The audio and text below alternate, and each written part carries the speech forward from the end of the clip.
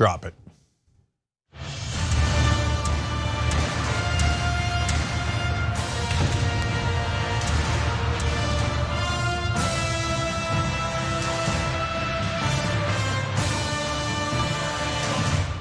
All right, we got a great power panel for you guys today, but we don't have great news for you. So it is what it is.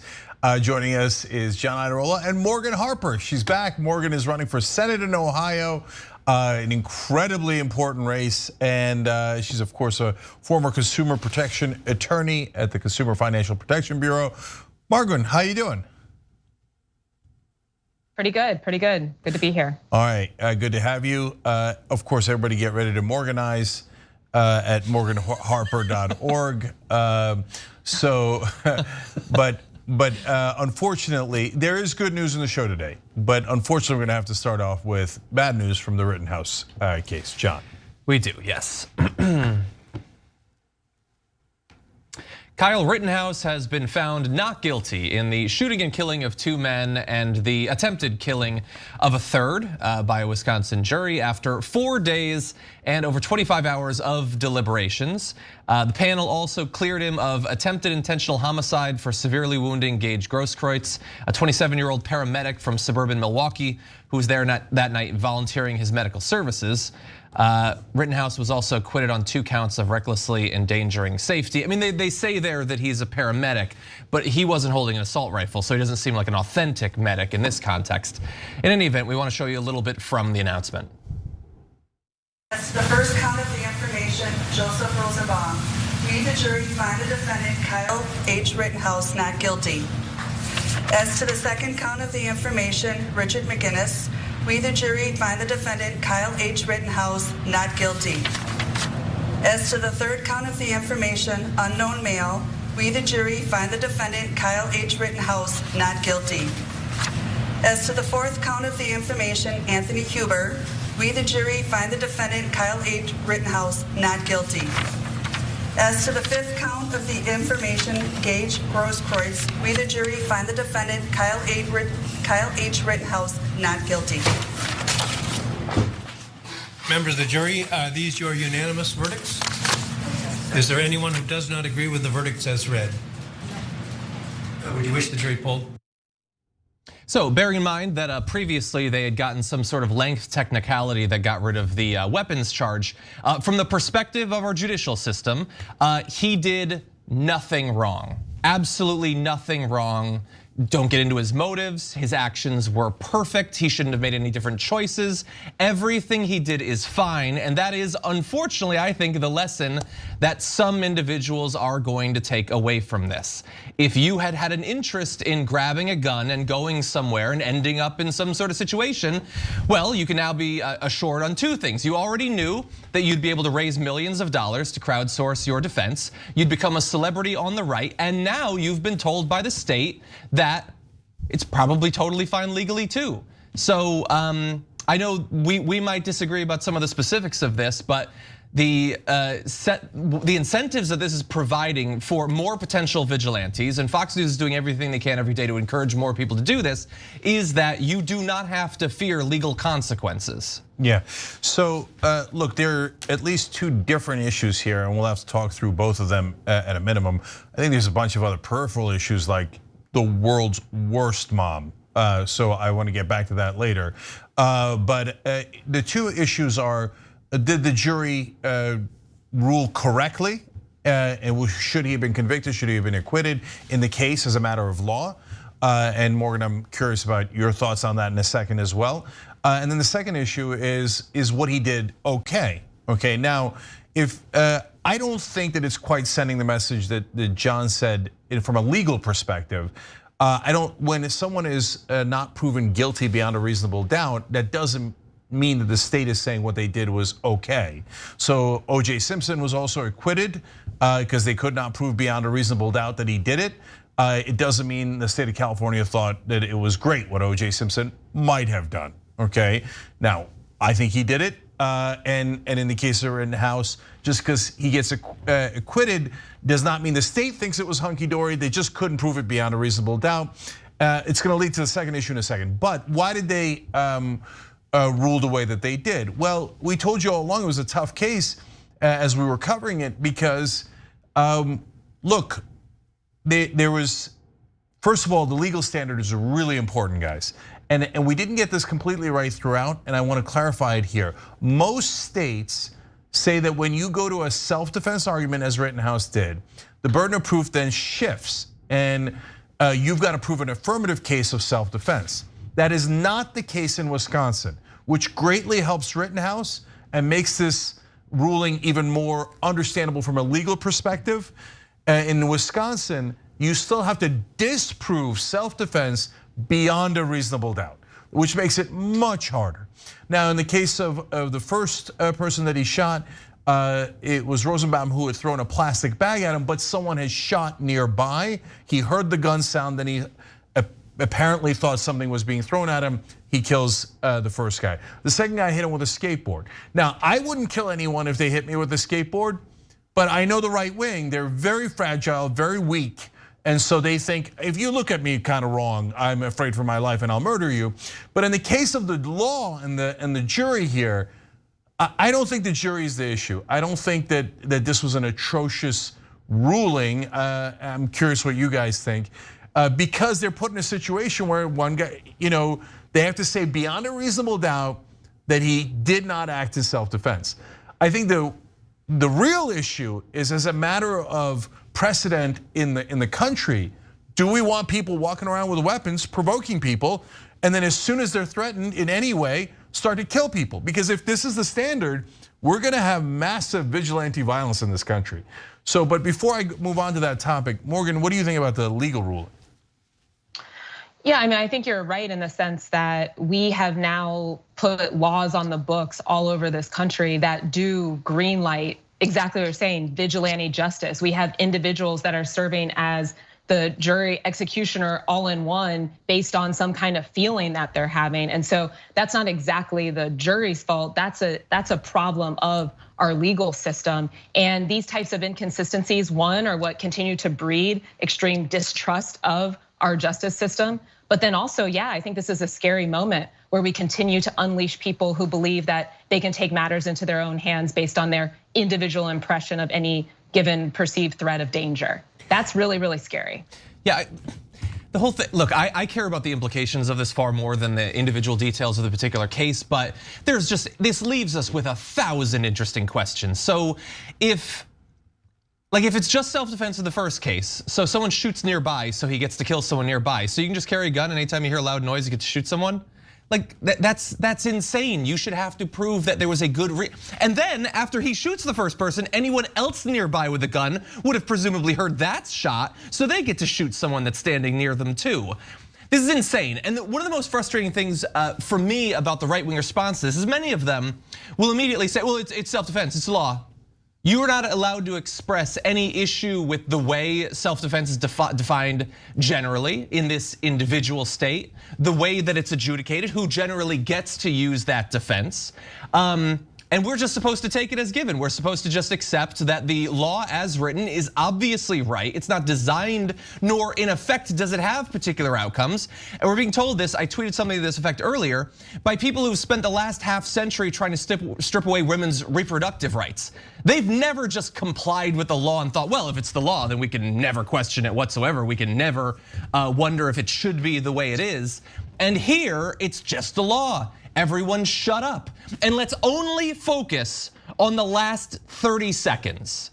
So anything before 30 seconds before he started killing people, you can't question. So you can't show him talking on video about how he'd like to kill someone. You can't wonder why he would bring a gun to this sort of situation. Why did he have to be there in the first place? What media had he been consuming that was encouraging these sorts of vigilante things? You should only pay attention to the 3 or 4 seconds before the shot, and that's it. Well, I'm sorry, I can't be so idiotic as that. I have to wonder what went into it, what decisions were made, and whether it's the law in Wisconsin that you should consider that or not. I think we should. And I would say, by the way, they generally don't want you to think about any of this stuff, and yet they've all settled on this bizarre, not even legal argument, because they'll never be explicit about it, that you should not be bothered by the murders because, hey, it turned out 1 or 2 of the people he shot had done bad things. Never mind that he didn't know about that. Never mind that even if he did, he doesn't get to just execute bad people when he comes across them on the street.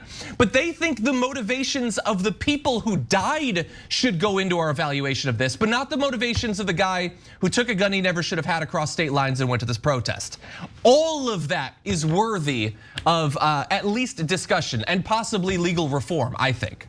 So now let me fully agree with John on the societal points at play here. So first of all, guys, think about one of the points that John just made. So it's self-defense. If you hear a gunshot, you could just turn around and shoot someone. Well, then under that theory, someone nearby could have shot Rittenhouse and said, well, I heard a gunshot and he had a gun. So Rosenbaum didn't have a gun. He had at that point, he didn't even have a plastic bag. He'd already thrown it. Yeah. So he had no weapon at all, and a jury just ruled it's self-defense to shoot that unarmed man and kill him, okay? Because you heard a gunshot. Well, a lot of people heard Rittenhouse's gunshot. Could they have just executed him on the spot? And the answer is yes, according to the ruling we just had. If you hear a gunshot, now, what if the person you're shooting is a cop? What if you heard a cop shooting, but you didn't bother looking, and you just turn around just like Rittenhouse did? You just turn around, boom, execute the cop. Well, you heard a gunshot, that's self-defense. Okay, and guys, the skateboard, it's insanity. The one good job that the prosecution did was in the closing argument when they said, does anyone else have a right to self-defense? Or is only the person with the weapon allowed self-defense? Well, one of them had a gun, so presumably only the person with the biggest gun has a right to self-defense. Yeah, so did that guy have a right to self-defense as Rittenhouse was literally shooting him, right? Then the guy with the skateboard, did he have a right to defend himself from, he heard shots, right? Just like Rittenhouse did. They say Rittenhouse can kill someone if he heard shots. Well, Huber heard shots and he was defending himself with a skateboard. So does he have no rights at all? Does that mean as a society now, and the gun manufacturers are gonna be thrilled with this decision. Does that mean as a society now, we all have to be super heavily armed? Otherwise we lose the right to self-defense and we could be killed at any time. This just became an incredibly scary country. Yeah. If it wasn't already very scary to begin with Trayvon Martin, George Zimmerman, and countless other cases. Morgan. Well, yeah, and just a lot of the names that are coming to mind for me as we're looking at what are our laws on the books, what are we allowing, what do certain laws open the gateway to? I mean, Tamir Rice, Tyron King, Henry Green, people who have been killed in Ohio in interactions with law enforcement that have also been justified to an extent by the laws on the books. And what is the end result of this? It is chaos. We are living through chaos, and that is no way to run a country. But it is exactly the plan of people who profit off of that chaos. Yep. Okay, yeah, go ahead, John. The way that I forget who put it this way, but the way I read it was the last person alive is innocent. That's what it is. You better be the last person alive, and then you were the one defending yourself. Everything else is just collateral damage along that path. Well, John, let me agree further with you. So everybody saw Rittenhouse crying on the stand and everybody wondered, is it real, is it fake, et cetera. But there was a lot of people had sympathy for, oh my God, the poor kid. Well, how about Huber? So he never got to cry on the stand because he was murdered, or now killed, officially killed, not murdered. And so you never got to see him crying. You never got to see him do anything. He was killed as a young man in the streets because a maniac was running around with an AR-15 shooting anything that he perceived to be a threat after he started going in there, in my opinion, with the confrontation of bringing in weapons to a protest in the first place, right? So now that leads us to two other things. Just let me dispense with this real quick. The mom is the world's worst parent. She drove a 17-year-old with an AR-15 into what she perceived to be a dangerous riot. Oh, you want to go into in the middle of a dangerous riot, my 17-year-old son? Here, I'll drive you across state lines to do it. Oh, here's an AR-15, so in case a butterfly floats by, you just murder everyone, okay? I'm sorry, kill everyone, okay? She's a despicable parent. Yeah. No sane parent would ever do that. But the right wing in this country is crazed. They're crazed. They can't wait to shoot people, which leads me to the biggest culprits of all, the Rittenhouse fans or supporters. Yes, that includes all of them. all of the Alex Jones, the Tim Pools, the Joe Rogans, the millions of crazed Rambo wannabe right-wingers in this country who are like, oh yeah, why don't you just bring weapons? Self-defense, murder, murder, murder, murder. They just want to kill. So they go into the middle of protests with these goddamn weapons, looking to pick a fight, and then the minute Rittenhouse actually shoots these people, they're ecstatic. They love that he killed them. They love that he killed them. That's why they're his fans. What is there to be a fan of? If the shoe's on the other foot, and some guy goes into the middle of a right-wing protest with an AR-15 and he's progressive. And he goes, oh, well, they provoked me. Somebody threw a plastic bag, the other one did a skateboard, so I killed him. I don't become a fan of that guy. Yeah.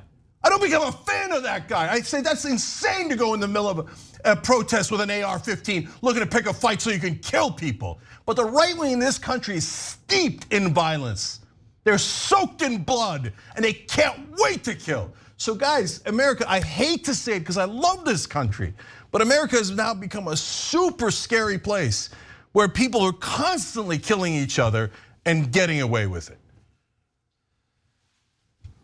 Yeah, and it's by the way, it's convenient for the right because look, just today, you will be thinking about this and not about the fact that the House passed Build Back Better. So the fact that you might save $1,000 a month on insulin, they don't want you thinking about that sort of thing because it might lead you to believe that the government can make your life better, that perhaps it owes you something.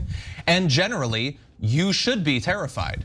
You should be terrified. We're gonna tell you all the people you should be scared of so that you will never, ever again think about your economic situation, how the government has failed you, and why, who it's actually serving. They love the focus on all of this stuff. They scare people like Kyle Rittenhouse constantly with their nonsense and then use the murders of people like him to scare you further. Now we're gonna be talking about both because we have an obligation to. We believe that there is some sort of ethical obligation when you're involved in journalism, but they don't. They love the idea that you will just constantly be lusting for blood, terrified, jealous, suspicious. That's what they want. They turn people into these crazed, bloodthirsty, terrified individuals, knowing that that sort of population is never gonna pose any sort of risk to the most powerful and wealthy people in this country. Well, that's the exact dynamic we have here in Ohio. I mean, on the other side of this Republican Senate, on the Republican side of the Senate race, JD Vance, Josh Mandel, I mean, these are people that are just stoking the fire of this hatred and violence and suspicion of people around you and using it for their own political gain. So, I mean, that's the stakes of things in Ohio. We have a lot of these same types of laws on the books, and it is a scary time, and why the Senate race is so important. Yeah. Now we do have a very brief bit of commentary about this big decision from President Biden. Here's what he had to say. Look, I stand by what the jury has concluded. The jury system works, and we have to provide money. That's literally all of it. Vice President Kamala Harris also said the verdict speaks for itself. So that's profiles and courage. That's all you're getting. It speaks for itself conveniently so that she doesn't have to speak. Yeah, and so just look, the other people on this panel do not necessarily agree with me. We all have our own different opinions, okay? But it is more cowardice of Joe Biden and Kamala Harris, in my opinion, to sit there and go, well, okay, the jury speaks for itself. What can I do? Okay, white people don't hate me, black people, I don't really care. But anyways, oh, he didn't technically shoot black people. He went to go shoot black people, wind up shooting 2 white people. So he went there thinking, oh, it's a black protest or riot. Let me grab my AR-15. So Kamala Harris, oh yeah, in the past she's a cop, and then everybody was like, no, she had to do what she had to do, and she had to put away, all these poor people and African Americans and Latinos, and she had to, but she's actually super brave, progressive. No, she's not. Where's the courage today on Rittenhouse? Where's the courage? As usual, Biden and Harris are hiding in a bunker. That's real. That's the reality, and I don't care whose feelings it hurts in Washington.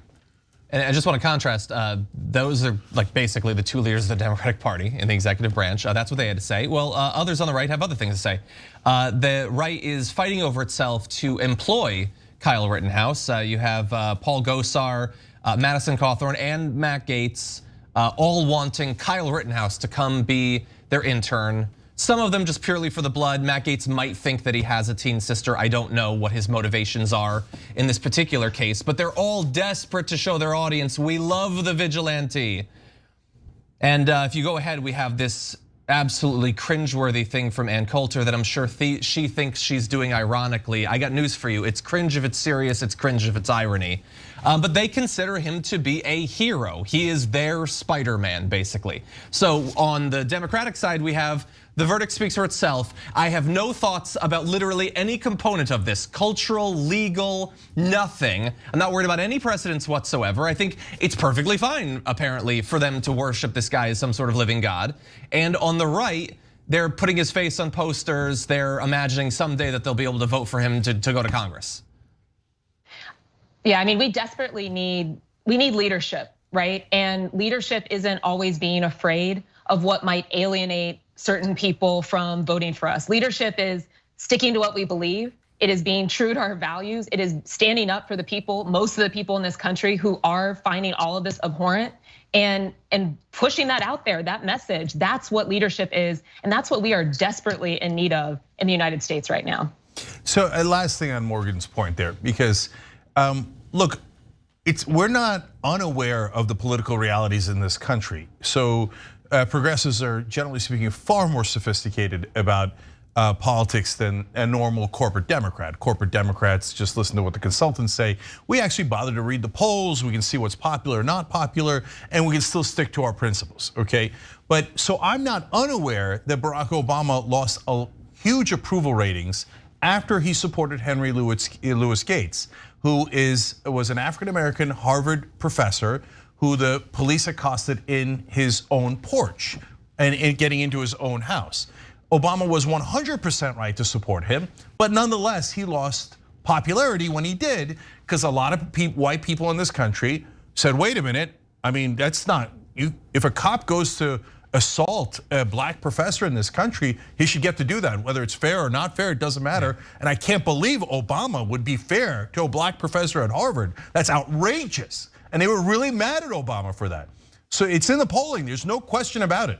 So will a lot of racist white people get super mad at Biden and Kamala Harris if they say, hey, I get why he was acquitted, but he should not have gone in there with a weapon and he was morally culpable? Yes, a giant percentage of this country will catch feelings because they're generally racist right-wingers who don't like to talk about race unless it's killing people, right? And applauding killing people. But that's where Morgan's point comes into effect, which is you gotta have courage to lead. You cannot change that dynamic in this country until you show leadership and you tell people why it's wrong. Hey, would you want to speak their language? You have to speak to them in colors and stuff. Like, now I know you're okay if he went to go shoot black people, but what if it was a black guy who came to a right-wing rally with a weapon and a Trump fan threw a plastic bag at him? Do you think it would be okay for the black guy or the Muslim guy or an Antifa guy to kill people at a Trump rally?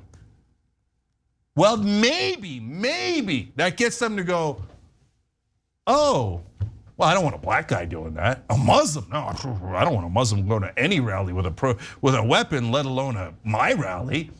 Oh, there's a rally of people who are mad about a board of education. Hey, don't worry about it. A couple of Antifa guys are gonna show up there with an AR-15. Are you guys cool with it?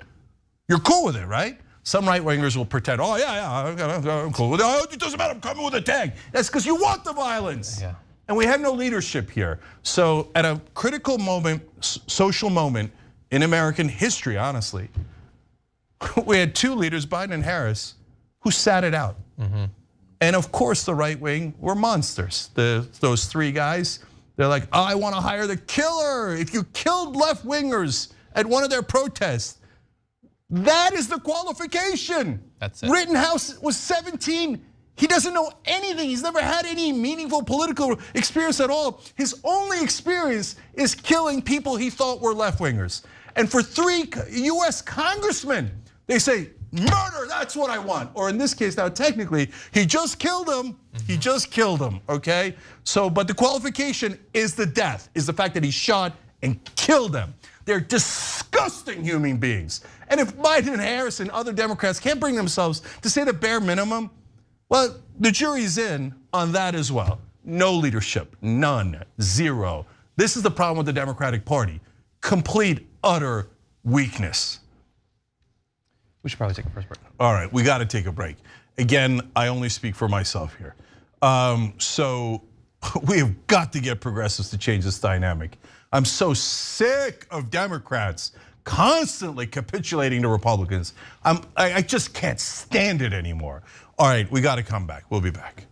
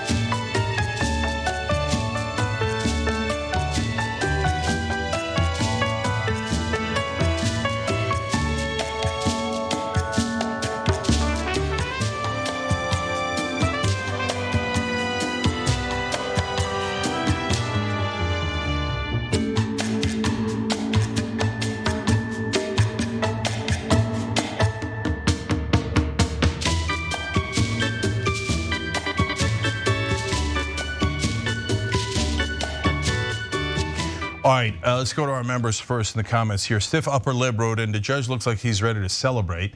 I don't ever want to talk about that judge again. Eclectic Miscellaneous says, this 3-person power panel is more powerful than the Democratic leadership in the House and Senate combined. Admittedly, that's not a high bar these days though. No More Trigonometry wrote in, not looking forward to hearing him speak at the 2024 RNC. Yep. That's such a great point. You guys are so smart. I hadn't thought of that.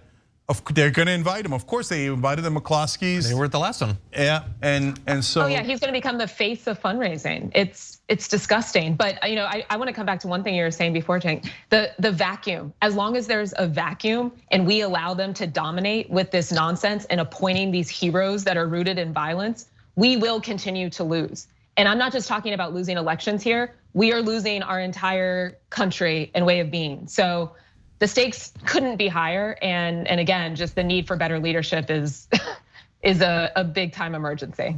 100%. All right, Just Be Anti-Racist writes in, when the Rittenhouse incorrect, in my opinion, verdicts were handed down, besides the obvious feelings, my immediate thoughts were how to tell my son Kendrick, who is biracial, how it impacts him, how the system has yet again let him down, and how this impacts him on a completely different level. Look, it's very true for African Americans, most true for them. But for anyone that's in a left-wing environment, it's open season. And I hate saying that. I hate saying that. And I wish 1,000 times over it wasn't the case. But now right-wingers are gonna go to protests, highly weaponized. They're gonna go to almost all of them. And they're gonna look to pick fights. And it's gonna be, we're gonna have chaos soon. The unraveling, in my opinion, has begun.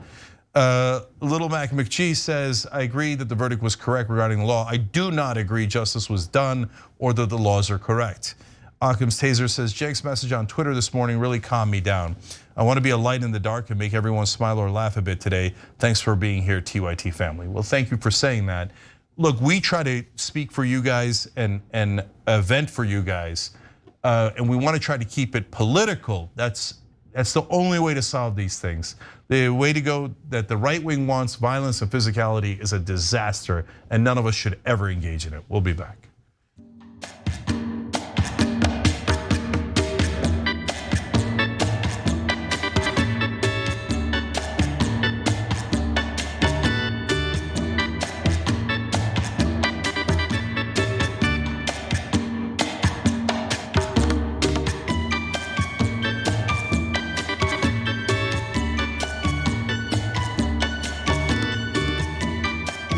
All right, back on TYT, Cenk, John, and Morgan Harper is with us today. She's running for Senate in Ohio, morganharper.org. I'm going to read one last comment here from YouTube Super Chat because it's powerful. Sarah Sarangrowth wrote in, I live in Wisconsin. If I get in a fight to defend myself, the person and myself would be charged because there's zero tolerance for it. How the freak does he get away with this? There's supposed to be no self-defense here. Well, now, Zara, honestly, it's way worse than that. If you get into any fight and another guy has a weapon, they can just kill you. And they will get away with it. Yep. And so that's now America. Super scary. Okay, John. Okay, let's turn to potentially more positive news, although there's going to be some angles that are not so much. Early this morning, the Build Back Better bill passed in the House. The vote was 220 to 213. One Democrat voted against it for reasons we'll get into. No Republican supported it. So many components of it. So much good it can do. Not one of more than 200 Republicans actually supported it. So it of course now has to go to the Senate, and the Senate is the cave in which Joe Manchin and Manchin-Sinema dwell. So God only knows what'll be left of it once it's done with them. But at least as of passing the House, it offers universal pre-kindergarten, generous subsidies for child care that extend well into the middle class, expanded financial aid for college, hundreds of billions of dollars in housing support, home and community care for older Americans, a new hearing benefit for Medicare, and price controls for prescription drugs. More than $500 billion would go towards shifting the US economy away from fossil fuels to renewable energy and electric cars, which is the biggest climate-focused investment in US history. The bill would cap insulin prices specifically at $35 per month for Americans with diabetes. The bill also guarantees 4 weeks of paid leave, which of course we sort of fairly uniquely as a country have never offered. Now, almost every single one of those things that I just listed were larger or stronger, funded longer, more all-encompassing before they were gradually whittled down over the course of the past few months. But even with what is left, this would be the largest investment outside of investment in the military, to be clear, that the US government has made in poor and working class and middle class Americans, at least in my lifetime. Although again, as I said, it does still have to go to the Senate. And we already know Manchin has said just this week he's still against paid leave being in there. God knows what he'll make of the climate-focused spending, considering his own personal investments. Okay, so I want to be clear on both sides of this. So first of all, there was a ton of stuff taken out of this bill. I'm not at all happy with this bill. So first of all, I'll just go through it real quick. The lowering the drug prices they did is comical. It's tiny, it's minuscule. It's meant to mask the fact that they're not actually lowering drug prices. Dental and vision could have been covered under Medicare, that was stripped out. Free community college is gone. Half of climate change is gone, the funds dedicated to that. The billionaires' tax is gone. Moving any of the Trump tax cuts for the rich and for corporations is gone. 8 weeks of paid leave is gone. That's right, it used to be 12 weeks of paid family leave, now it's down to 4 weeks. And in the negotiations, they were negotiating between 3.5 and 1.5. This lands at 1.75. So gee, I wonder who won. The conservative corporate Democrats won on the negotiations.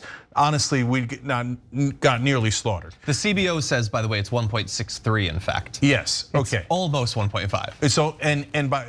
So I'm gonna get to how it's gonna be way worse in a second.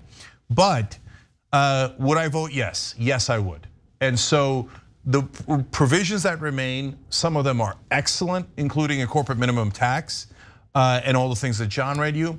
And to me, if they had taken out lowering drug prices and paid family leave completely, then it would have been just a slap in the face, and none of the progressive, other than, universal pre-K is also in there. There'd be 1.5 progressive priorities left, and that's only because they were approved by corporate interests, like universal pre-K corporations really like, okay? And I would say, no, this was a farce of a negotiation. But they did put 4 weeks of paid family leave. You can call it anything you like, but it's the beginning of paid family leave in America, and the other provisions are excellent. Sometimes, as painful as it is, you gotta vote yes. But of course, the problem is not this version of the bill. Nothing is passed yet. This just passed the House. It's also gotta pass the Senate. They're going to go to the Senate, and Manchin and Sinema are going to shred this, and what's going to remain is going to be an absolute joke. That's guaranteed. Write it down in stone if they pass anything at all. We'll talk more about that in a second. But first, Morgan, what do you think of the bill overall?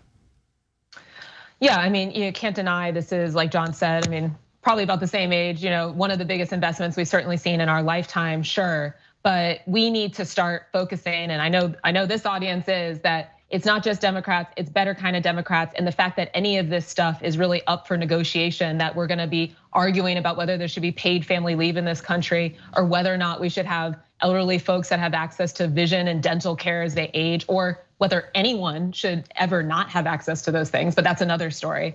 That's the crazy part, but we need to get something passed. And the other thing that I would just say in terms of how we're gonna message this and talk to people about it, we have to recognize that we need people who are gonna be authentic and really able to say that they're on the side of people to then make the case for why this stuff matters. And that's one of the problems when we have a disconnect of a corporate party that isn't connected to the grassroots and doesn't have those relationships to really sell what all of this is gonna do for the American people. Yeah, and so now, of course, the real problem is when it goes to the Senate, they are already saying, Manchin's saying he's against paid family leave, so they're just gonna take it out. So the 6 just Democrats that voted no on the infrastructure bill did that because they didn't want to lose leverage in the Senate.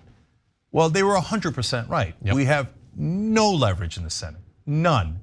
Now we could have leverage if people called out Joe Manchin and put public pressure on Manchin and Sinema, but apparently there's not a single Democrat elected right now that is willing to do that.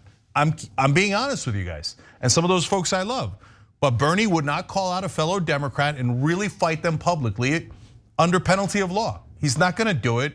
Nobody else is gonna do it. So they have no other leverage, and Manchin's gonna shred this bill. Sinema, and by the way, half the corporate Democrats in the Senate, those guys are just proxies. There's so many corrupt Democrats in the Senate who are gonna love taking out all the provisions that actually help you. And at the end, they'll have a joke of a bill that won't have half the stuff in there. And then they'll pass it, only the ones pre-approved by Chamber of Commerce, and then they'll call it historic. And that's how this game is played. And it'll be deeply depressing. We'll tell you that it was a joke. It'll go back to the House. I'll say vote no. Everybody will vote yes. And that's the same game that's been played my entire life in this corporate controlled country. It's controlled, it controls the Republicans 100% who all voted no because Chamber of Commerce told them not to, their donors told them not to. It controls 80% of the Democratic Party and about 100% of the mainstream media. Yeah, effectively, look, I think that the past week or two has been so perfect in demonstrating what we have in the US government. 2 philosophies, which are not Democratic and Republican. It's progressives and the billionaire defense force. They will give you anime videos of women of color being murdered. They will terrify you about riots. Can we skip ahead to the last graphic? I want to show you literally what was being broadcast on Fox while the other networks were at least covering the fact that this bill had passed. It's that the artificial Christmas trees are in short supply. They do not want their audience to even conceive of the possibility that government could help them with the crises that face them. So they just don't cover it. Did you know, by the way, that there's another 2,000 person caravan moving its way up from Latin America? More fear, just be terrified. Your life is going to hell, your economy, your economic situation is in shambles. It'll never get better, certainly not if we're in power, but make sure that that happens because you should be very scared. There's brown people marching towards the country and you can't get a damn Christmas tree. And that's it, and then the little bit that is left in the bill is there only because of the progressives, but the other side of the billionaire defense force, the Manchins and the Sinemas, make sure that it's as small as possible. And we're like desperately trying to get through to people that there is a better way. And it is so difficult because the billionaire defense force has about 1 million times the funding that we do. Whether it comes in the form of CNN and MSNBC or Fox News and Ben Shapiro, it's all the same thing. They serve the exact same people. All right, look, Morgan's been on with us a number of times on TYT. But now she's running for Senate in Ohio. And Morgan, it's a super difficult question, but if you were in the Senate, what would you do under these circumstances? fight like hell. I mean, this is why I'm running for the United States Senate, is to minimize the power of people like Sinema, Manchin, who have no desire to help the American people, who through their action are actually enabling everything that the GOP is trying to do, fearmonger and avoid any type of economic change from people living in this country. And so, the other thing I would add there is a lot of people have no idea what we're talking about, right? Because whether media is not covering it, because they're only watching Fox News. And so we have to go directly to people. I talk to people every day in Ohio. If you ask them what's in Build Back Better, they have no idea, zero idea. That is a failure of communication. And that is only gonna change by electing people who really have the ability to connect with folks on the ground, and also an understanding of what the policy is and a desire to get into the US Senate and really change something. So that's why we've got to flip this seat. We have to win it. We have to win it not just by a Democrat, but by a Democrat that's really gonna get in there and fight for the people. So morganharper.org is our website, but I'm gonna say one last thing on this.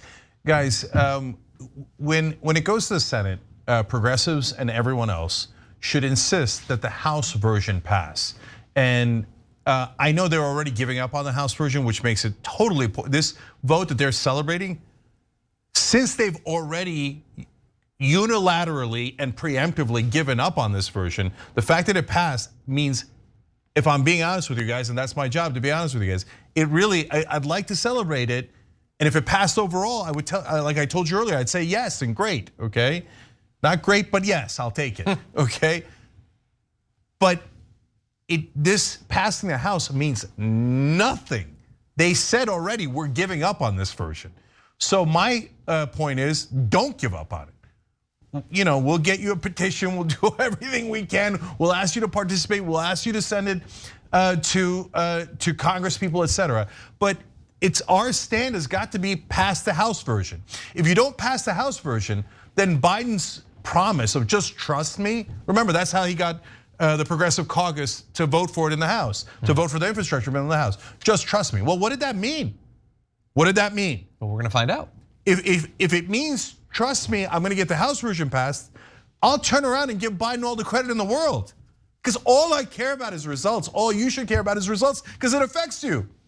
Now, and to Morgan's point, if paid family leave is in there, then every Democrat can go out there and go, we finally got you paid family leave.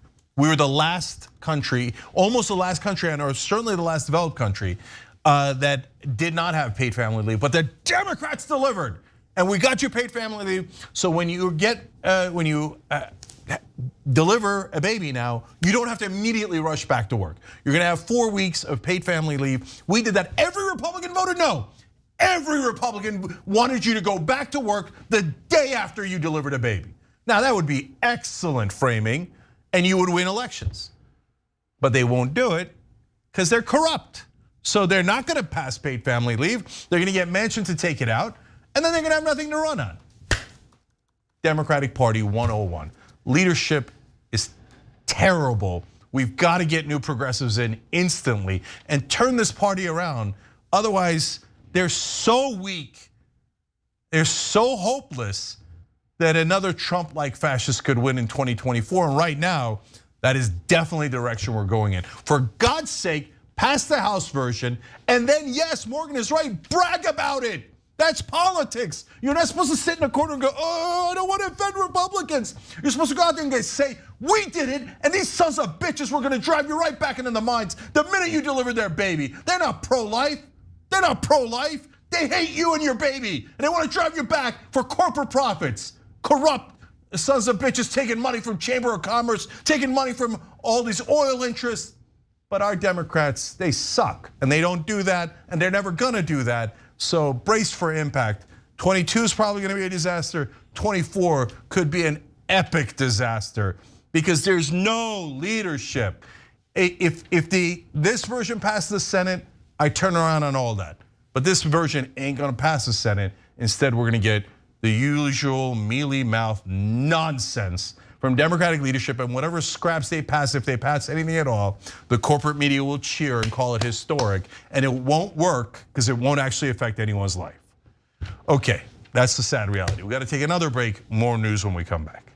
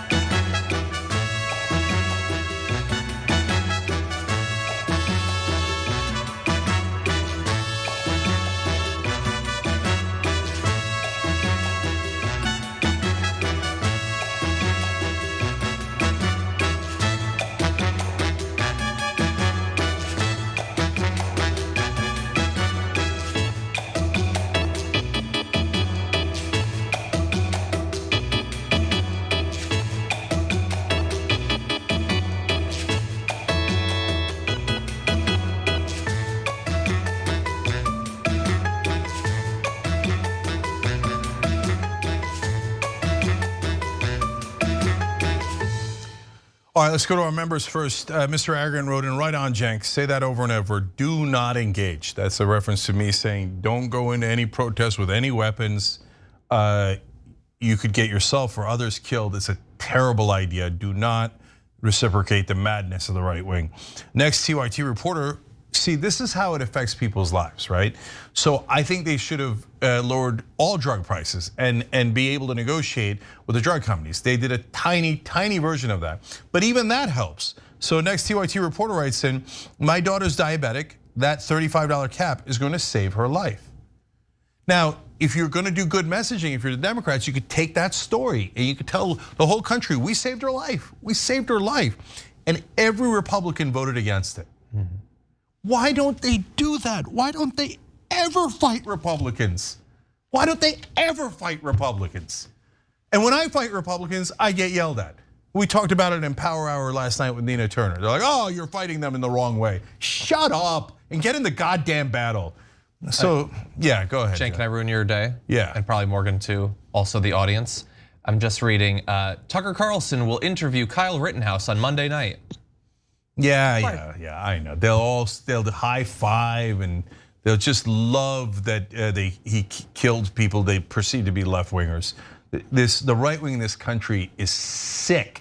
It's sick to its core. By the way, don't imply any sort of racist motivation or anything like that. He's only going on the most prominent white supremacists in the country's show as his first interview. Yeah, I'm not having a conversation about whether Kyle Rittenhouse is white supremacist. Like they love to have shed tears over. You can't call him white supremacist. Joe Biden put him in a video with white supremacists. He did a white supremacist sign. Oh, he just put on a hood. Just because he put on a white hood doesn't mean he's a racist. Whatever, okay? No, we know what the sign means. By the way, to be clear, because they're such crybabies, he did not actually put on a hood. That was an analogy, okay? But when you put the white supremacist sign up, full well knowing what it is, you're a white supremacist. When you go to shoot black people and wind up shooting white people, it doesn't make you not racist. Okay, John Bogino says, I just checked Fox's website and there isn't a single story about Build Back Better published today. Not one. These guys are a joke, total propaganda. Michael Thomas on Super Chat says, this is a new and horrible precedent. This ruling tells the white supremacists that it is open season on not only minorities, but also their allies. It is a new join or die message. It's disgusting, and you're right, unfortunately, Michael. And Hutton says, guns should only be legal for hunting, very short list of appropriate ones, home defense, and regulated militia. Any gun in any other place isn't legal. That's actually what the United States Constitution says about the regulated militia. Oh well.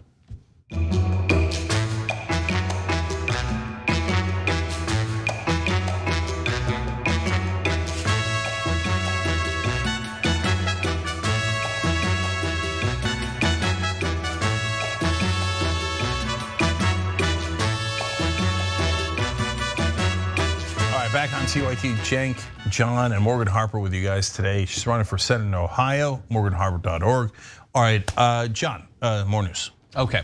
In a last-minute attempt to stop the government from ever delivering for their constituents, Kevin McCarthy gave a massive speech last night. It was 8.5 hours long. He didn't stop until after 5 a.m., which broke the record for the longest House floor speech in the modern era. His speech was longer than the entirety of the Lord of the Rings trilogy, and I found it far less compelling. It was pretty random though, it went to some weird places. We want to show you just a couple of little excerpts. Here's the first.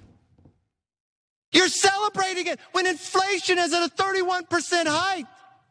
Gas prices, Thanksgiving, a border that in a few months breaks every record of the last 3 years combined. I'm also excited for Thanksgiving, but I don't understand what that had to do with it. But anyway, that at least sounded kind of like it was addressing the substance. He did say the word inflation after all, but he found time for a lot of weird stuff too. Look at this. I can look anywhere I want, Mr. Speaker. Mr. Speaker, I cannot believe the amount of control one party rule wants. They now want to dictate to a member of the floor of where I can look. Are you afraid of the basis of the information in the bill? Sir, I'm gladly to look at you, Mr. Speaker. There's a difference between addressing and looking. I know one party rule wants to control every element of our lives. Yeah, so there's more than 200 Republicans in the House, and that is their leader. That is the best of them. Yeah, he spoke for 8 hours. He wanted to break Nancy Pelosi's record. She's spoken for a little over 8. He got to about 8.5. Who cares? So he said nothing of note. Here, I'll read you one of Representative Jamie Raskin's tweets. He said, "It's a feat of epic proportions to speak for 4 hours straight," and that was only halfway through at that time, "and not produce a single memorable phrase, original insight, or even a joke. McCarthy thinks he's a wit, but so far he has proved he's only half right." Now, see, that's clever, half-wit. So McCarthy had none of that. Look, this is not a substantive point. I think he literally sounds ridiculous. And when he then whines in a nonsensical way for 8 hours straight, and now we have Thanksgiving. Like, it doesn't make his ridiculous voice sound any better. It just makes it doubly worse. And there was like, guys, the main takeaway is no substance. How could you speak for 8.5 hours and not even like enrage us? like you would think that he would say something of note where we'd be like, oh, well, that talking point is incorrect, or that's not right, or oh, you know what? I don't agree with that policy position. What is their Republican policy position? So he's speaking against Build Back Better. Did he talk about, oh, paid family leave sucks, I don't want anybody to have it? Lower drug prices is terrible, I want higher drug prices.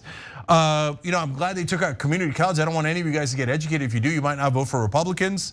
Did he say anything of substance about the actual policy and what Republican proposals are?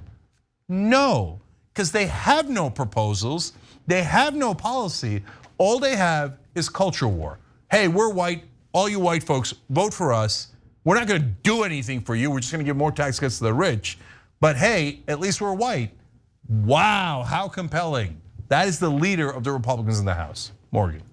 But the thing is, but they're winning, right? And so, I mean, I want to join in the mockery, but the problem is it's working. And so in order to actually do something about this, we don't waste time negotiating with them. We cannot elect corporate Democrats that are willing to come down and compromise. I mean, let's look at insulin, for example, that you pointed out. Yes, $35 cap, big impact. But you know what the average price is that other people across this globe are paying? $10, because it's a 100-year-old drug. So let's stop wasting time on these people. We have to figure out what's our agenda, and then again, talk to people about it, make our case for why we are different, why they should believe in us. Why aren't we just as crazy? We have allowed them to just completely dominate, and we have to get out there and give a real alternative that is compelling.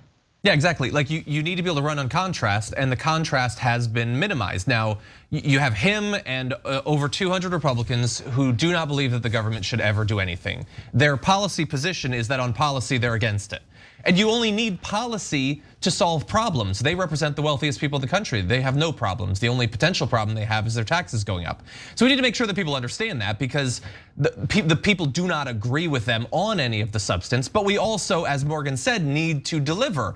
And assuming that something passes, they will, but it'll have been slower than it needed to be. We went through endless months of negotiation only to produce a worse bill, and every component of it is weaker than it could have been. So what gets through will help to address people's problems, but less than it might have.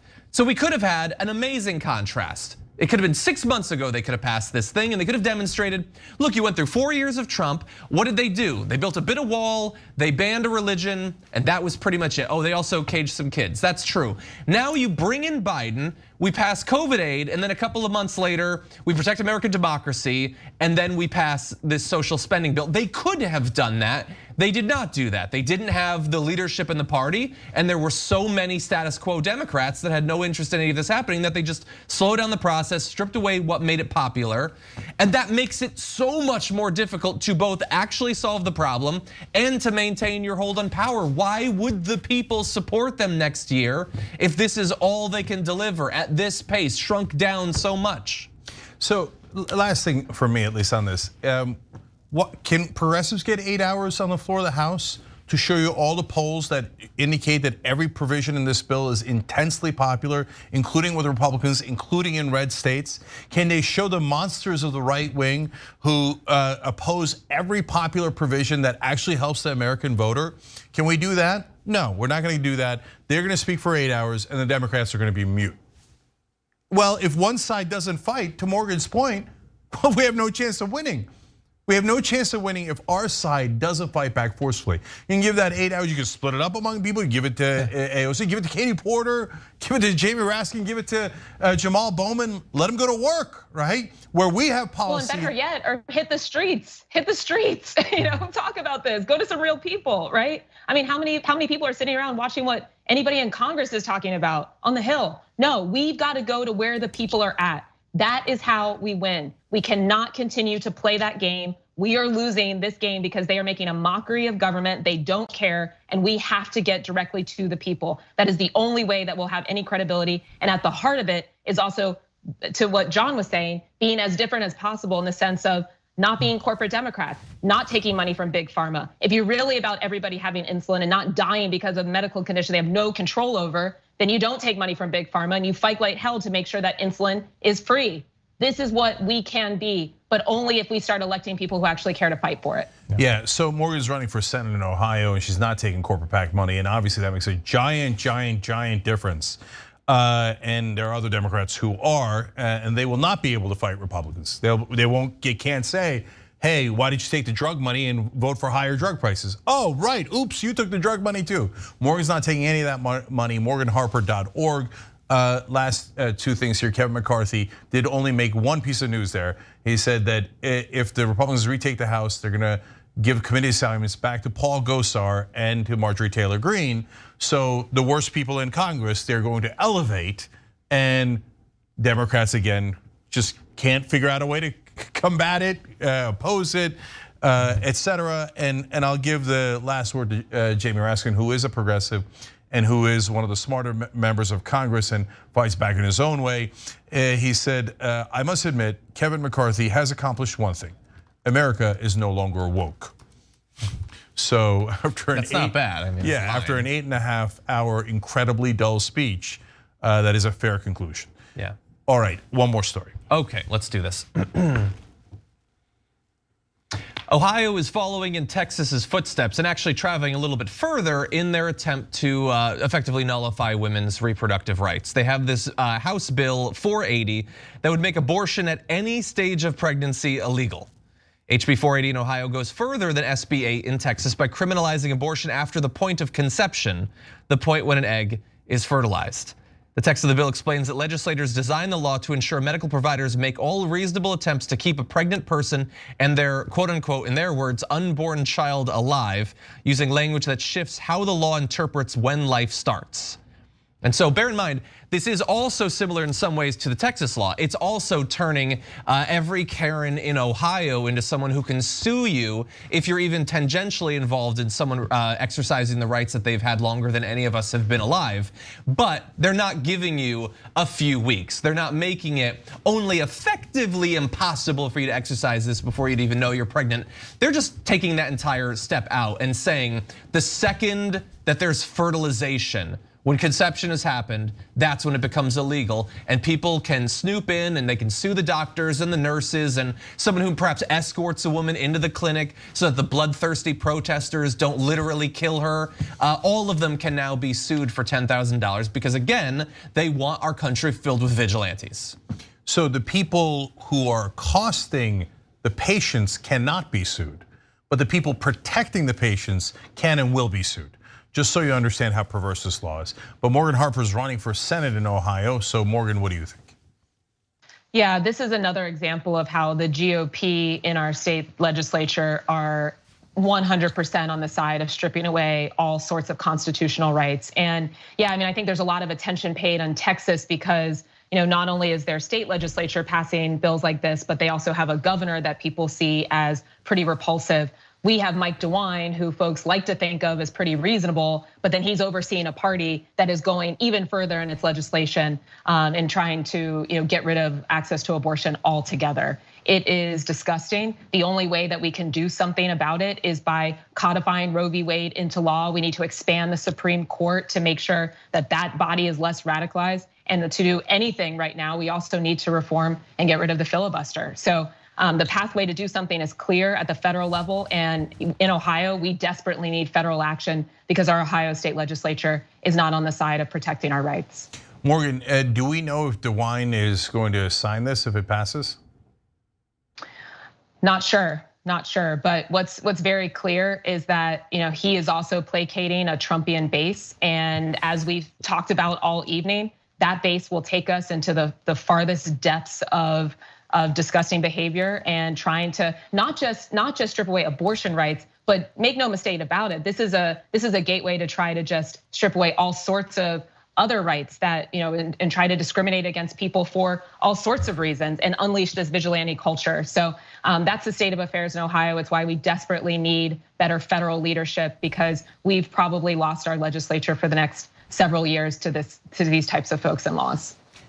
Yeah, and guys, understand one more thing about this draconian law. It's worse than Texas's because you don't even have 6 weeks. So as soon as you have theoretical conception, it kicks into effect. So that might actually affect some forms of birth control as well. So we're going so far back now. Now we're back at the last time I saw the stat, which was a number of years ago, during the Sandra Fluck controversy, if you remember that, and that was because Obamacare had provisions related to birth control. 99% of adult women in America use birth control, and a lot of Republicans are against it. They want to ban it, and this would actually ban a couple of forms of birth control because of when they take effect. So it's totally nuts. Yep, it's American It's Taliban. really nuts. Yeah, I mean, I talked to so many women, especially in Ohio. I was at a rally in Mason, Ohio, with some older women, and they're just in shock that this is where we're at, that we're even having to fight this fight again. And it's really depressing, but it's why people have to be mobilized right now, because we are under attack. And I do want to shout out the activists and organizers that are doing whatever they can to educate people throughout Ohio on this. We have a lot on the line right now. All right, well, we do need strong Democratic leaders and strong progressives. Otherwise, same thing will happen in Ohio that happened in Texas. Our side will fold, the Republicans will win, you'll only hear their message, and you'll never hear our message. So that's why we fight back here. Everybody on the show agrees to that for sure. All right, Morgan Harper is running for Senate in Ohio. It's morganharper.org if you want to check out all of her issues and what she stands for. Morgan, you've been amazing. Thank you for joining us again. Really appreciate it. Thanks for having me. Absolutely. And of course, John is the host of Damage Report. Check that out at 1 o'clock Eastern every single day, Monday through Friday. It's a fantastic show. And then when we come back, we've got Jackson Squared and an amazing series of stories. Black Santa's back. What is right-wing reaction gonna be? Megyn Kelly's gonna lose it. Yeah, and Republicans look to cancel Sesame Street. Not joking. We'll be back.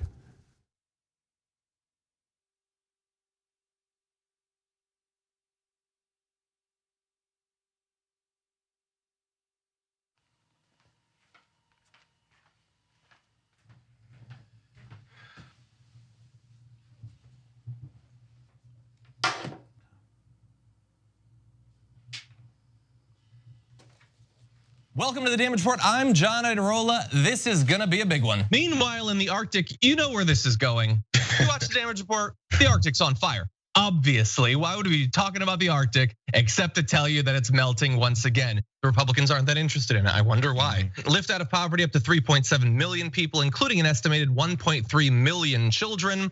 Hashtag save the children? Not if it costs money. I mean, come on. At TYT, our mission is to boldly pursue truth, challenge the establishment, and drive positive change. At a time when corporate capture of our media, our government, and our politics is nearly absolute, everyday working people need a champion to fight for them and to push back against the powerful interests that threaten our democracy itself. At TYT, we're proudly progressive and call out corruption and duplicity wherever we see it, from Republicans, Democrats, or anyone else.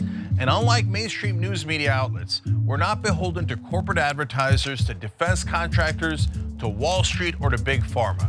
We only have to answer to our audience, and for nearly 2 decades, we've accomplished that by delivering honest, timely, and insightful perspectives on the day's news without fear or favor or concern for whose toes we might step on or which powerful elites we might offend. And while we're super serious about the news, we also manage to do it in a way that is fun and lighthearted. We can do this together and serve our audience, and yes, have fun doing it.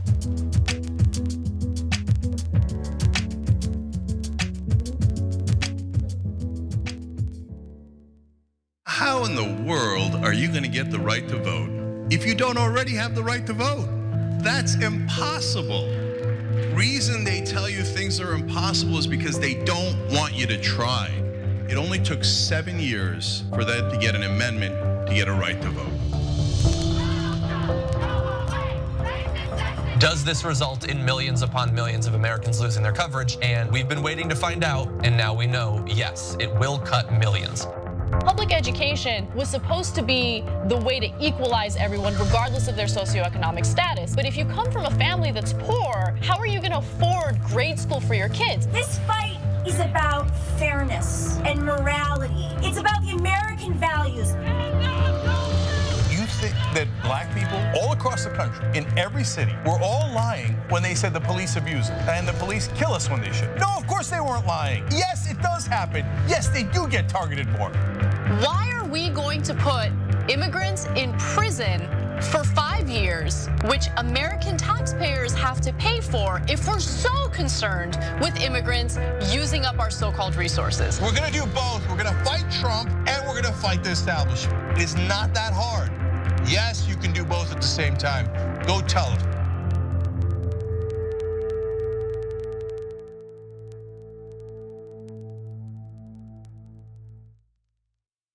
ShopTYT.com has new shirts like this one.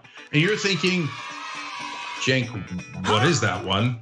I can't see it other than the black. Yes, so I'll show it to you.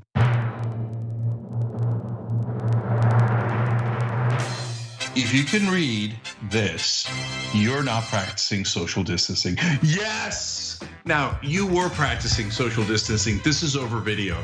But overall, you get it. ShopTYT.com.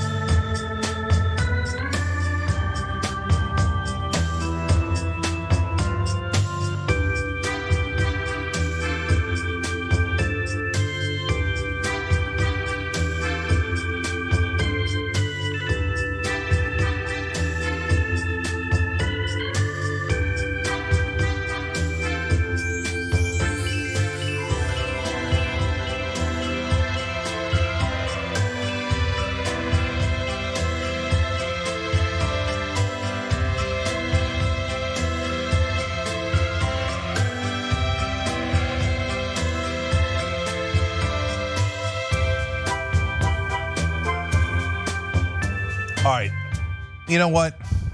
Drop it.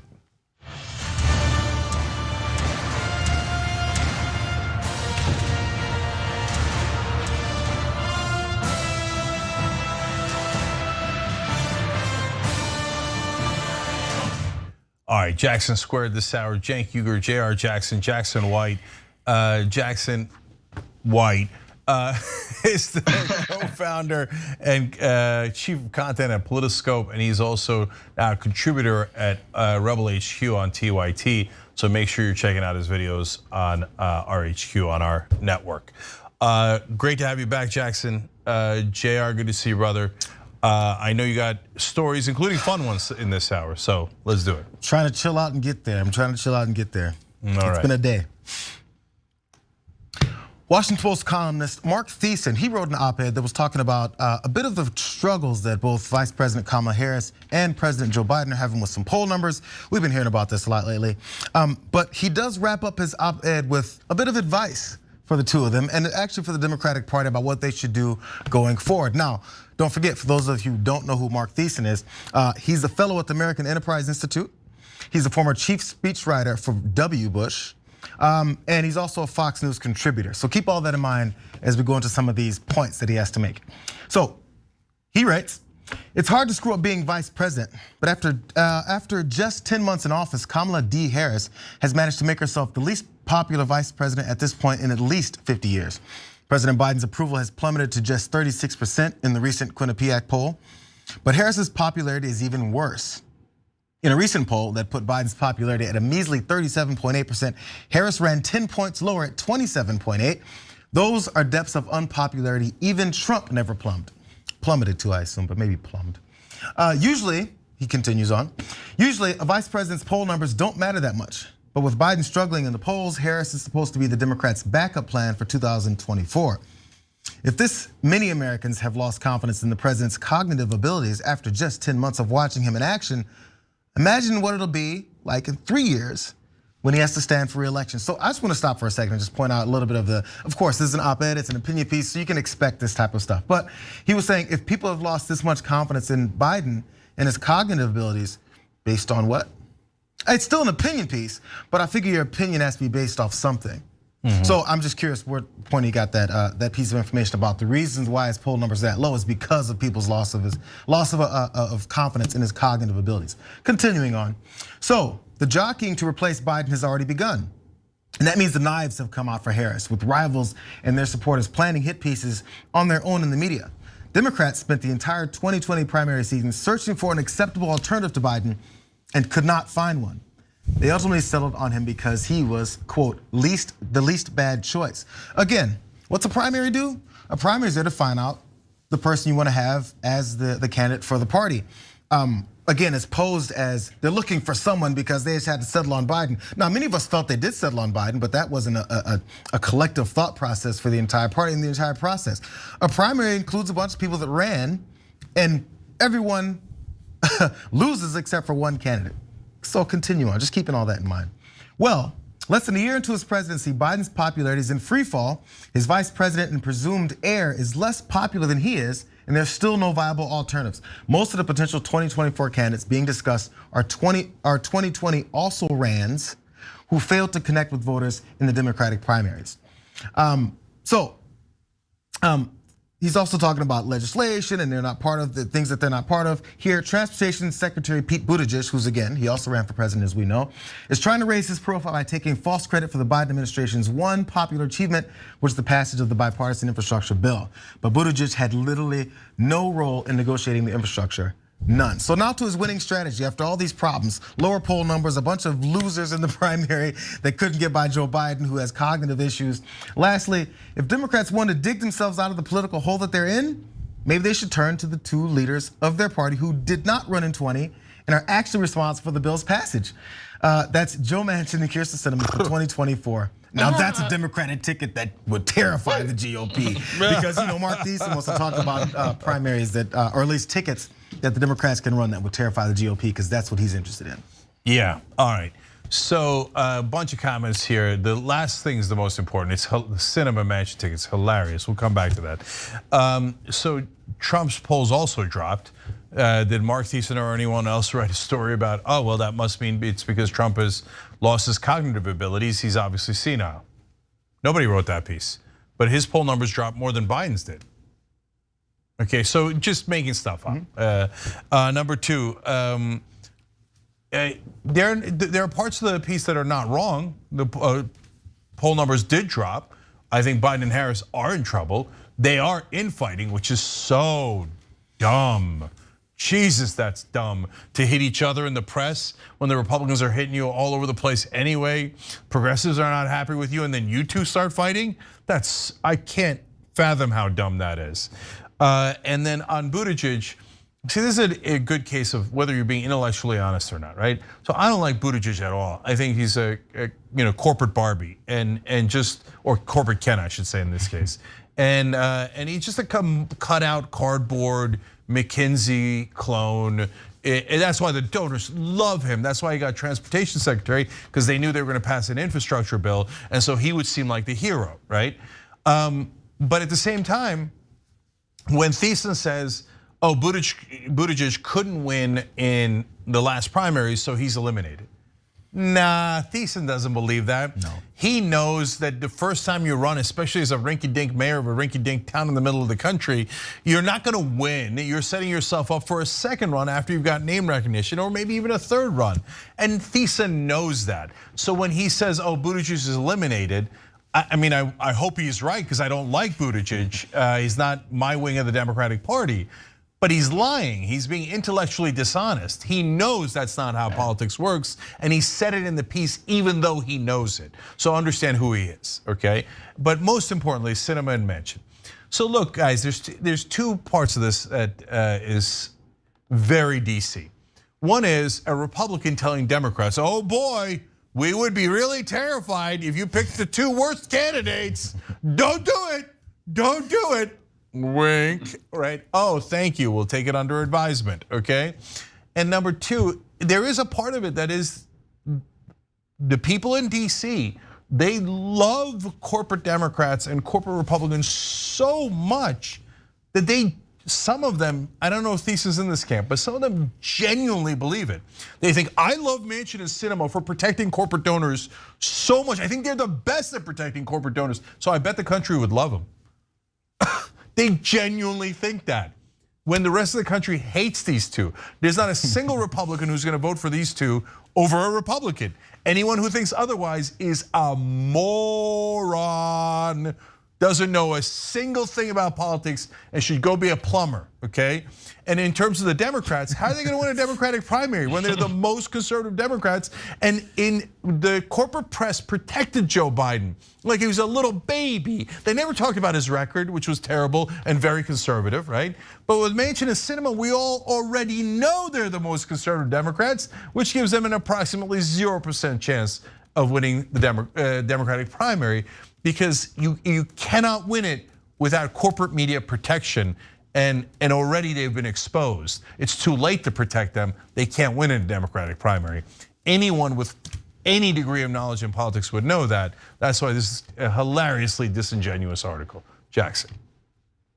Yeah, I think, circling back around to Kamala Harris, and this is something that I talk about often, is that she's really, really blown her opportunity to be a historic figure in a lot of ways. Simply not outside of just the Democrats' typical lackluster approach to policy implementation. Kamala Harris is the first Black woman to hold the position, and she actually has, whether you like her or not, a strong presence. She has the ability to capture attention. She has the ability to be on the forefront, and with Joe Biden not really having that type of charisma and presence, just in a sense of the Democrats positioning themselves to really do well in 2022 and 2024. And for Kamala Harris to continue whatever legacy Biden had, she's simply not being seen. She's nowhere to be found. And when she is found, she's telling people not to come to the country. And and as you pointed out, just ridiculously, her staff and Biden's staff are feuding with each other this early on into the presidency. So, in my view, when it comes to keeping any type of, semblance to progressive policies moving forward, moving into 2024, as we've been talking about, you got people like Pete Buttigieg who might run, or Bernie's not running again, and God knows who else might present themselves to run. Kamala Harris really should be the person who's electrified the country, whether it be just women she could inspire, Black women she could inspire, the Democratic Party, loyal Democratic voters, but she simply just is nowhere to be found. And we know that we live in a time where personality and presence is extremely important. It always has been, but especially now. And now that the infrastructure bill's been knocked down so low, and the Democrats haven't done things or moved to legalize marijuana or really do anything about student loan debt or anything of that type of significance, they're gonna lose the House and the Senate in 2022, more likely than not. So she's not gonna have any type of ammunition to really go into 2024 getting anybody excited. So if she would just simply show herself, that would make a huge difference. But the clock kind of has already ticked for that. I got a couple of thoughts on that stuff because look, well, first I'll go to Thiesen's piece because I think it's a bit of a joke piece. And I think he was kind of even putting it out that way. It's like, okay, after writing op-ed, I have these thoughts. Oh, let's talk about the fledgling poll numbers. Let's talk about what they could do. He doesn't really believe that Joe Manchin and the Manchin-Sinema should be the ticket for Democrats in 24. He doesn't really think that. That's like a kicker at the end of the line if you go through your whole piece. And you're right, here's the joke at the end, so everybody can laugh, who's in support of what he's saying and also who's in opposition for Democrats. So, and by the way, more power to you. You can have joke op-eds all you want. It doesn't bother me. Just say what, you can say what you want. That's not the thing, but I'm just pointing out that that's what this was. There's not a serious thought process in this. Mark Thiessen, as we talked about, his pedigree, he knows the background, he knows how DC works, he knows how politics work, and he knows that none of that makes any sense. That anybody's ever been in a primary and lost, never runs for president again, or else they're useless. So are you not supporting Donald Trump? Because he just lost. Anyway. Great point. Outside of all of that, then just you talked about, Jackson, about how Kamala had this fire and this charisma and this personality, and we don't see it. Now, I don't know how the inner workings of these types of things work, but she went and cut up Biden in one of those debates. Remember, that was one of the biggest moments of all the primary. And then now she's as his running mate. Were they really ever on the same page? Were they ever really gonna be able to work together? And how much do vice president and president really work together? There's different offices, they're in different parts of the whole city, right? And they have different approaches to what they're doing. And I feel like she's being a bit overhandled, and we know all politicians are, but she's been a bit overly handled where who she is isn't being seen, and that's hurting her. Yeah, one more thing here. George H.W. Bush had a great line about being vice president. It's like, in the old days, it was just ceremonial. You really didn't do anything other than decide elections, if you believe Trump, unilaterally by yourself. But no, HW had a line. He said, "Look, all I ever did was attend funerals. So you fly, he said, you die, I fly." Okay, that was HW. HW, yeah, when he was vice president for Ronald Reagan, right? It's a hilarious line. You die, I fly. But now, Dick Cheney was the president for about 6 years of George W. Bush's presidency, and Biden claimed that he had a big role in the Obama administration. That was at most a quarter true, but still, right? And so Pence had no role in the Trump administration, let's keep it real. But for Harris, I think fighting in public is probably a very bad idea, right? But if you're gonna fight, don't do a cat fight over nothing. And oh my God, they protected Buttigieg, but they didn't protect me, and they gave me the bad assignments, and I'm crying about that publicly. Are you nuts? That's what I'm wondering. I'm sorry. Because you were talking about how they're fighting in public, going back and forth. I remember the leaking of potentially her office is in turmoil and all that stuff. Who came up with that? But she's openly saying, "Hey, Biden had this issue." Because I saw the headline about this, and but JR, it's almost openly because CNN had a very long piece where they're quoting her top advisors, her top allies, and they say there's a lot more people in Kamala's camp that they talk to, and they are clearly leaking to CNN and the press that Biden is favoring Buttigieg and throwing her under the bus, okay? And that's a form of crying publicly. But if you're gonna fight Biden, your own president, don't do it on petty crap. Say, you know what? I'm a historic vice presidential pick. Joe Biden deserves President Biden deserves all the credit in the world, and I was picked to fight for voting rights. And we're gonna pass voting rights, and I'm gonna make sure they're gonna kill the filibuster so we can pass voting rights.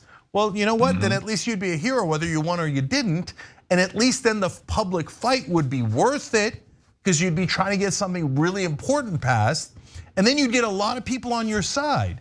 But she doesn't have any sense, and besides which, she doesn't care about policy.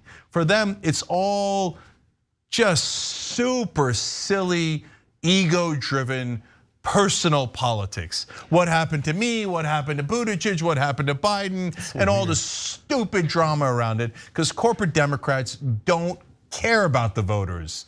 They can't stand their base, and they don't really want to deliver on any policy. That's the real underlying problem.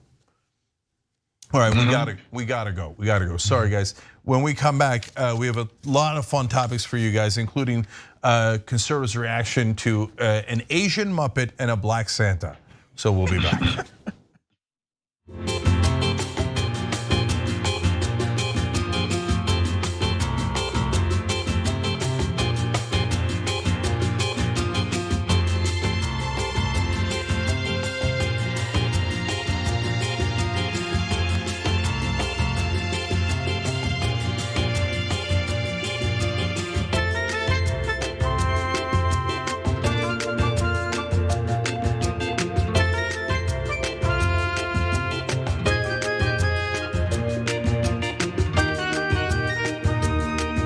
we're going to member comments during the social break here. Let's start with Twitch first.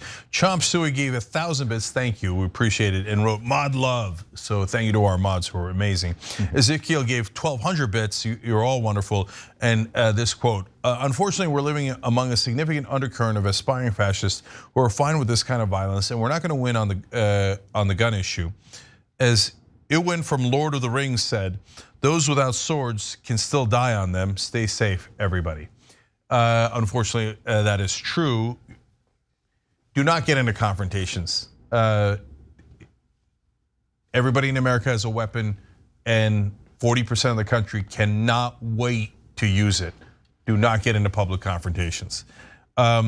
Drew in Georgia gifted a sub. Shrifty gifted 5 subs. So did Dana Manning, and so did Occam's Taser, who also threw in 500 bits. You guys are awesome. Sugarcane said, heartbreaking day in news. Thanks for making me feel less alone in my feelings. I'm a bright blue dot in a big red state. Well, Sugarcane, hang in there, okay? We have got to bring you cavalry, and we're trying our best. Clinton Lewis, by the way, let me just say, we had a progressive candidate on in the first hour. Well, how are you gonna get help? You gotta eventually get enough people into office from our side. I don't mean just Democrats, I mean progressives, in order to make a difference. Who's the show and the network that is constantly trying to do that with you, okay? Trying to bring positive change in the world. So there are a lot of talkers out there, yakety yak, a lot of people who are destructive and try to tear things down. We're trying to be constructive so that we can actually get you that change we all desperately need. Clifton Lewis wrote in, best 2 months of news I've ever had.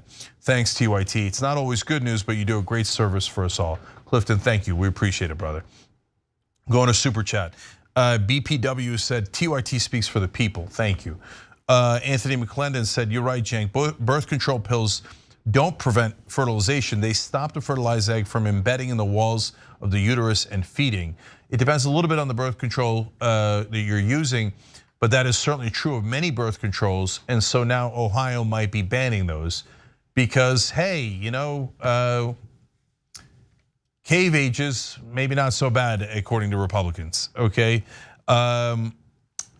YT Prenude says, if one uses birth control, shouldn't one abandon the Catholic Church for opposing it? If they're wrong about birth control, where else were they wrong? Now, of course, almost all right-wing women use birth control who are adults, but sometimes they're against it anyway. Why? Giant hypocrites. Why didn't they leave the Catholic Church, as he says? Giant hypocrites, and we move on. Hard Truth, thank you first of all for the generous super chat, we appreciate it. Wrote in, the messaging is limited by design because both corporate Democrats and Republicans secretly don't want to pass the bill. The executive knows the bill will die in the Senate and hopes to use it as a reason to run for 2024. Now that's a great point in several different ways, but I want to focus on the last point there. The idiot corporate Democrats probably think, if Manchin-Sinema and the Republicans kill Build Back Better in the Senate, well, that's okay. I'll run on it again and pretend I'll do it the next time. The world's worst and dumbest strategy. All right, we'll be back.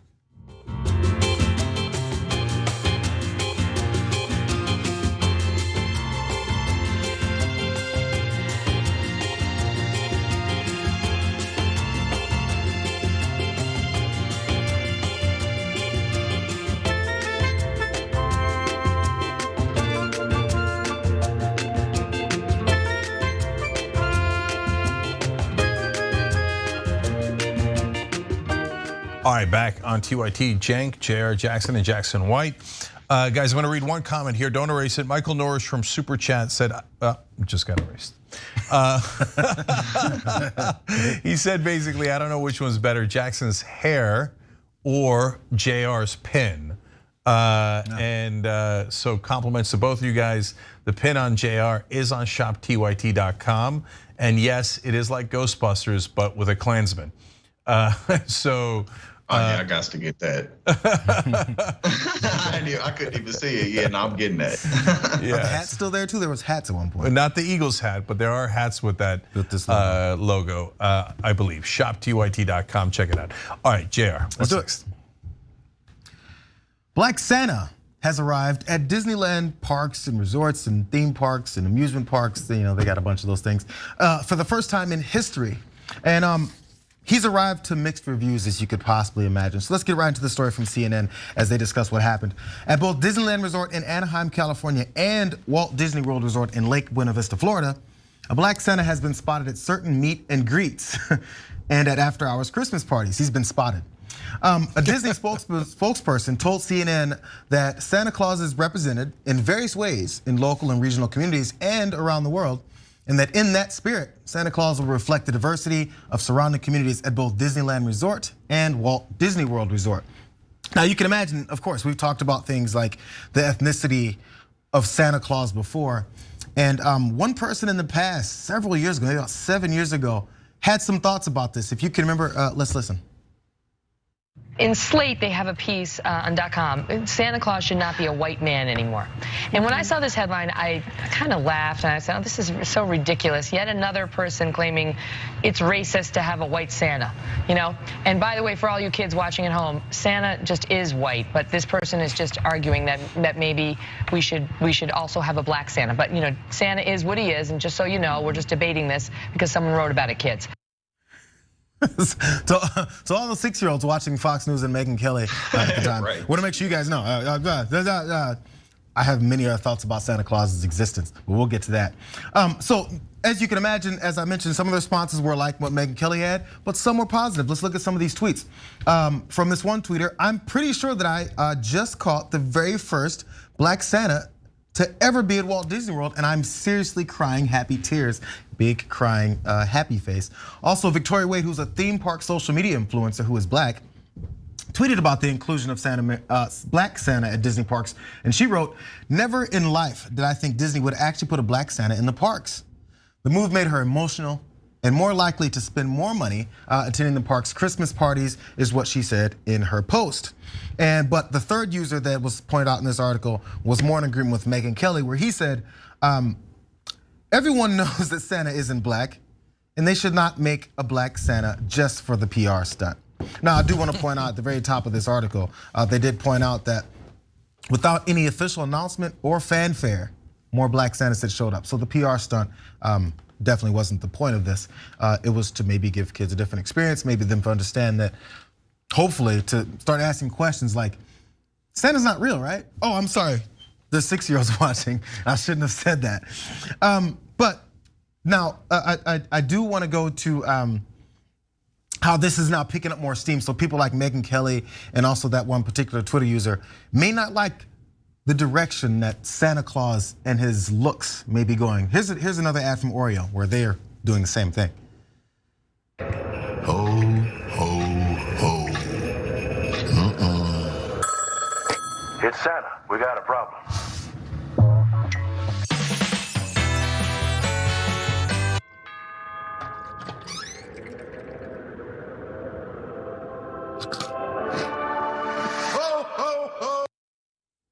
Oh no! Oh no! He's eating Oreos and he's black. So this is what's happened. The culture is shifting. Other kids get to see their own culture in Santa Claus. The world is coming to an end.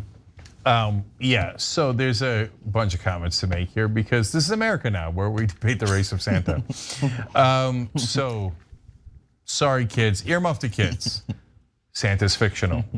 So when you insist that he's a certain race, like, do they really not get that they're being absurd? Like, and then one of our producers this morning, who's originally from India, made a great point. She said, well, Santa's not white everywhere. She grew up in there, I grew up in Turkey. And then I was like, huh, right, what did Santa look like in Turkey? I don't remember, right, but we call him Noel Baba.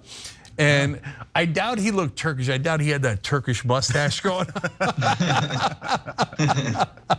But does Kenya have to have a white Santa?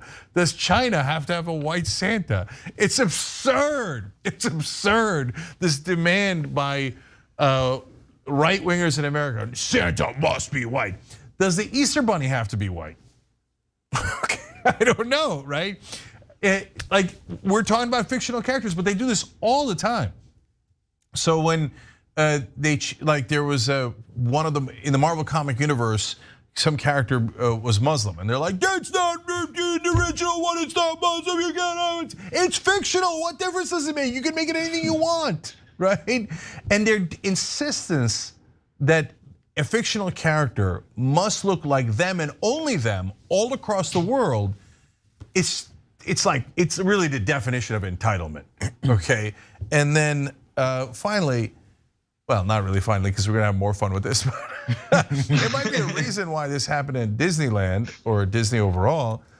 The boss is partly black. Mickey Mouse, well, let's say maybe biracial, okay? They seem awfully white. Those are the ducks involved, obviously, Donald Duck, etc. But there you go. I mean, he's got a white face, but he has a black head. He has a black body. Mickey Mouse does, right? And so, what are you going to tell a biracial character? Also noted for the record that Mickey Mouse also fictional. Okay, that he can't have a black Santa seems kind of offensive. Okay, Jackson. Yeah, I think that, this really shows like these types of white people who congregate around Fox News, how like white they are in their culture and their exposure to things. I mean, like such that they even care about this, because as you pointed out, I mean, imagine being 70 years old, like a black Santa, like he's not real. You've known he isn't real probably for the last 60 years, at least. And again, this unfortunately has big impacts on the political process because these people vote more than liberals do in general. And again, these people, it really, really, really does bother them because the worlds that they live in are white. Like, so anytime they see anything that doesn't represent that, it really does shatter their worldview.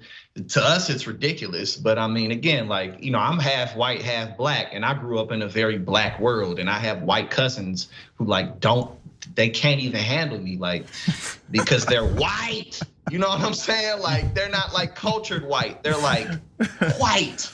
Like, so this is why they're so big on the culture wars, because they don't see this type of stuff. They just don't. And what many people don't want is for others that don't have the same lived experience as them. So people who would generally have more influence on society and culture within our own country don't like any of those changes, because then they see less of themselves. And that's a one-track mind type of thing. So if you think that's important to you, for your white child, if you're a white person and you believe this, to see a white Santa Claus because their dreams will still look the same, they'll still look up to this person that looks like them, why don't you think that's important for anyone else?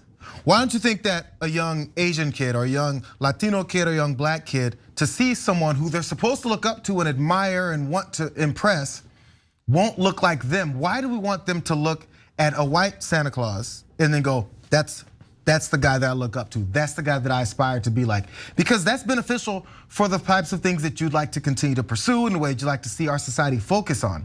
So when those things change, you get uncomfortable with it. That sounds like it's time to go see your therapist and talk this out, because there's something wrong within your thought process and how you eliminate other people from general existence. It might mean that you lean towards not really thinking they're the same or that they're not as equal to you as they actually are. So it's a great point by JR, because if you say I'm entitled to and I really need my Santa to be white, well, why don't black Americans get to have a black Santa? Why don't they need it? Why can't they have one? And so to me, it could be all different races. Of course, who cares, right? But they do care. But that's the great irony that JR is pointing out. Why do you get to care, but other races don't get to care? Like, why is your point of view the only acceptable point of view? And that has been their mindset for all of American history, right? And then my final last points are, one, I gotta just shout out to Jackson for they're white. Yeah, and just what JR and you pointed out, I mean, you can't allow for other people to maybe have a black Santa or an Asian Santa because white supremacy is real, because racism's real, and you live in it. You know what I'm saying? Like that's really it. You know, you go to churches around the world, they got Asian Jesus, they got all types of different Jesuses all over the place. You know what I'm saying? So, Yeah, no, but yeah, these are very white people. And then finally, last word goes to one of our members, Kara Curley. And we love doing this show with you guys. Become a member. You'll get to comment on air too. TYT.com/join. We always have the link down below, or if you're on YouTube, you just hit that join button right below the video. Anyway, Kara Curley wrote in, OMG, Noel Baba is the cutest name for him. It's Baba, which means dad or father in Turkish and in many languages. But I like Noel Baba better. That's from the South. It's more player. That's more player. Yeah, it's more player. If you want to go from adorable to just, we're not going to get into this further because we do have to go. But if you want to get into further, Santa Claus and his black sidekick, that's the one that maybe these guys would actually want to look into. So from cute with the Bubba to then Santa Claus over for Dutch backgrounds, Zwarte Piet or Black Pete, just check that out. Yeah, that's his helpers. Instead of the elves, he's got black helpers who kidnap people and put them in burlap bags. It's a disaster. It's crazy. Okay, total disaster. And so it is what it is. I hope they're not still insisting on it. They are. Well, there's some pushback. There's some pushback. Okay, we're working on it. We're working on it. Anyways, one last thing about the videos, by the way. This is a fun video.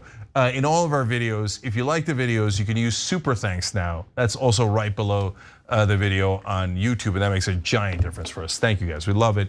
Are we going to the next story or the break? Oh, we got to go to a break. Okay. Now, when we come back, finally, how in the world are Republicans going to try to cancel Sesame Street, and why are they so mad at the Asian Muppet? We'll be back.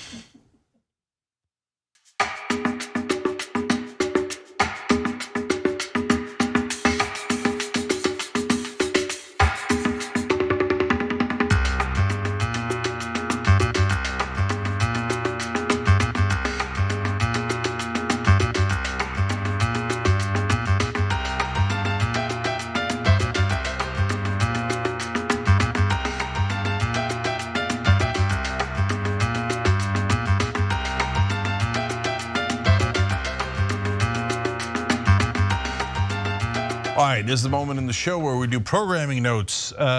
What's coming up? Game Busters. Everybody loves Game Busters. So we're gonna do a bonus episode here for the members, and then after that, you go to twitch.tv/TYT, and that's where you're gonna see Game Busters tonight. Who do we have? Jordan Ewell, Brett Ehrlich, and others. And you could sabotage their games. That is naughty. I don't know if Black Santa Claus will be taking notes on that, but check that out. And then Sunday streams also on twitch.tv/TYT. That's at 6 o'clock Eastern, and that's where Brett Ehrlich tells you about what we actually think behind the scenes, Joe Roms, and what we're working on for next week. So check that out. Check out all of our podcasts. We got a podcast network, kind of kicking ass now, not a big deal. That's a good way to listen to us when you're driving around, doing the laundry, jogging, etc. So lots of options there. Obviously, check it out wherever you get podcasts. And almost all of our shows are on there. And so our TYT community is the best in the world. We're nearly 20 years old now. You guys have supported us and worked with us. Now we're featuring a lot of you guys, interviews with other community members. People are beginning to communicate with one another and really building an actual community. So just check it out. There's nothing to do there other than look around, and if you want, participate, set up an account and let us know who you are. So that's for everybody to get to know each other and maybe have a beer one day. TYT.com/community and work on change together. Oh, remember meetups? I'm sorry, go ahead. Yeah, we had wonderful meetups, and I want to go back to that. That's part of why we want to build up a community. And the different cities did it, and they became friends, and they're still friends. Chicago was amazing, and so many other cities that did. Detroit was fantastic. Anyways, all right. I like Mr. Arrogant's comment in the members section. He just wrote in, "Bah humbug." That's it. What's the antimatter wrote in? White is a racist category created by racists to do racism. Because of course, skin color and race, skin color is kind of real. I mean, color is a color, right? But race is a human construct. We made up the idea. No one is actually born white, born black. We just call people white and black based on the the stories we tell ourselves, and unfortunately that story is often told for a bad purpose, as our members pointing out here. And then Andrew Ullman wrote in his YouTube super chat, I mean, technically the person the Santa legend was based on, Nicholas of Myra, was Turkish. Not a big deal. Okay, technically he was original. I can't help but be honest. Technically he was Russian and lived in what is now modern day Turkey. Immigrant. Okay, that's right. He was an immigrant to Anatolia, and you can go check him out. There's a big fat Santa in the middle of that town in Turkey now. They love the tourism. Okay, and they have some history there too. All right, Dave Schmidt gifted us 2 subs. Shrifty gifted a sub. Muggin said, Cenk, I love it when you speak from the heart. You're an American hero. Now that's the kind of comment I like. No, seriously, you're wonderful. None of us can speak from the heart if you guys don't support us. So the super chats, the super thanks, the bits, and membership helps.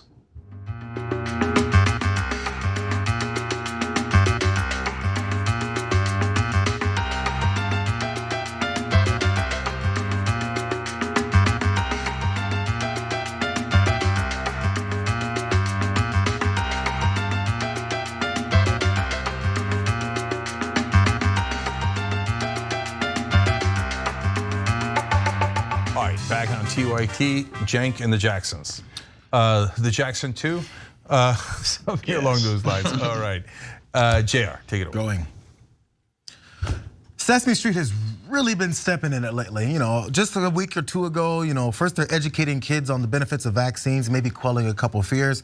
And now they're actually trying to talk about the existence of other races and ethnicities. This is crazy. Well, you know what? Matt Schlapp and CPAC are not going to stand for this anymore. Now, this did happen earlier this week. I know we did talk about how Matt Schlapp did respond to an AP article. Let's look at this tweet really quick now about how AP was talking about this new Asian American puppet on Sesame Street as the latest problem. And he responded to that by saying, what race is Ernie Isbert? Okay, fine. You can have a typo there. You are insane, PBS, and we should stop funding you. Well, he's responding to the Associated Press, so PBS didn't tweet that. Anyways, so he said that, and now he's gone on Fox News to complain a little bit more about this because maybe he didn't get enough conservative clout over nothing yet. So let's listen to what he had to say. Should taxpayers still be paying for PBS? Of course not. This is ridiculous when you have literally hundreds of channels you can choose from. No offense to Fox, I'm not saying that's not the best one. But when you have hundreds of channels to choose from, why do we have to have a special station that doesn't have to, operate in the same way all the others do? It's time to go. And look, it's not just the fact that they're trying to bring race into Ernie and Bert, which I grew up watching. I'm older than you, but I grew up watching. And it wasn't ever about race. It was about learning lessons and learning to read and learning tolerance, and they want to inject race. And by the way, this whole question about gender into everything. One of the Muppet characters had a son, and the son wanted to be a daughter, and they won't stop with their push for woke politics. It's the innocence of kids that's being attacked earlier and earlier. First it started in college, now it's on Sesame Street. Oh my God, the innocence, the innocent 20-year-olds in college, those kids, man, I can't believe they're being attacked by the first mention of race in the country. It's amazing how it is. We've got kids. Do you think they've ever been approached about race? My kid's almost 10, and he's heard it a lot, first of all. So, for the first introduction to race and diversity and interactions between people, oh my God, it's these college professors that are indoctrinating our children. You know what, there's parts of this where they escalate to CPAC, and I'm gonna go to this really fast, but I do wanna talk more about that clip because there was like 17 things in there that he said were insane. But before we get to that, I do wanna point out now, of course, Schlapp is the head of American, what's the name of that group? American Conservative. American Conservative Union, which runs CPAC. Now CPAC, in response, they tweeted out, they put Elmo on this tweet, and they said, not invited, hashtag not invited, hashtag CPAC Florida. So there's this flyer with CPAC Florida, not invited. Elmo's there looking very happy about not being invited to CPAC. Making a point about how they're not letting any Muppets show up at CPAC because they're gonna ruin our good time there. So one more thing, again, because it's the gift that keeps giving. Now, if you want to really wonder why he's so mad about this new Asian American Muppet on Sesame Street, in this one particular instance and moment that she was on, In See Us Coming Together is the name of this particular part. Sesame Street was preparing for a Neighbor Day where everyone shares food, music, or dance from their culture. Oh my God, that's scary. Ji Young, who's the Muppet, becomes upset after a kid off screen tells her to, quote, go back home, which of course is an insult that's commonly flung at Asian Americans and Pacific Islanders and anyone else that's been deemed the other in this country. But she feels empowered after Sesame Street other Asian American residents and guest stars and friends like Elmo assure her that she belongs just as much as anyone else. That's what Matt Schlapp and CPAC and the rest of these conservatives are quote unquote upset about. So you're right, Jared, this is a target-rich environment. First of all, the Fox host, they're taking away the innocence of kids by exposing them to Asians. Can you believe they would do that? Now we have an Asian Muppet? Disgusting. I mean, the kids are subjected to this. Now my kids are Asian. My wife is Chinese. They've already exposed to Asians. They are exposed to Asians in the mirror. So like this is, like they just assume that everything has to be from the white perspective. The very presence of a minority offends them. They're amazing. They're a caricature of themselves. They're almost Muppets, right? So now and then now let's get to the lies. So they say, oh my, this has never happened in Sesame Street before. I mean, the race, how could they? They've done it hundreds of times. So they had a character named Roosevelt Franklin back in the 1970s. Now he was purple, his color technically was purple, but he was clearly playing a black character. By the way, it had too many stereotypes in the character, okay? So it wasn't perfect, but they were trying in their imperfect way to introduce other characters from other cultural backgrounds in America, because we all live here. It's not just white folks that live here, right? So, but whenever you even introduce the issue of race, and there's been tons of characters, there's two Muppets that are black now, and of course the cast that are humans have been biracial, not biracial, but all different races, including LeVar Burton, Geordie LaForge, okay? And so, but to them, they're like, so why are the Republicans reacting now after all of this? Culture wars. So they don't want you to think about lower drug prices. The Democrats are they were trying to pass, right? Paid family leave, all these things that they're terrible at. They don't want you to have higher wages. They want you to pay higher drug prices because they're completely and utterly corrupt. They're bought off by oil companies, they're bought off by drug companies, etc. So they want to distract you with Elmo and Asian characters, etc. and pretend all of it is new. And they say, oh, Big Bird, he's now saying you should get vaccinated. Unprecedented, this is outrageous. Big Bird's been telling you to get vaccinated since 1972. We looked into it. He's said to take shots of all the different vaccines. And by the way, at the time, since it wasn't a culture war issue, Republicans never had an issue with it. But now all of a sudden, I don't want you to see how our donors are robbing you blind. Big Bird, Big Elmo, Asians, oh my God, there's Asians, there's Asians. I mean, if this, like guys, their hoods are fully off. They're now attacking every minority in every way. And then one more thing, at least, how is this not the epitome of cancel culture? They literally canceled Elmo. And they canceled Elmo for supporting an Asian character, saying, oh, it's gonna be all right. Oh, that son of a bitch Elmo said it was gonna be all right. It's not gonna be all right. We're gonna be racist against Asians, and you're gonna like it, Elmo, you're canceled. Okay, and not only did they disinvite Elmo, and by the way, also Big Bird and Bert and Ernie, but Schlapp is making a real argument. It's no joke. They're coming for PBS, they're coming for Sesame Street, and he's saying it should be defunded. They literally want to cancel Sesame Street. And by the way, the mainstream media never noticed. I never, ever hear anyone on cable news, New York Times, or anywhere else talking about right-wing cancel culture. How could you miss this? They want to cancel Sesame Street just because it's not racist enough. But no one on cable news noticed.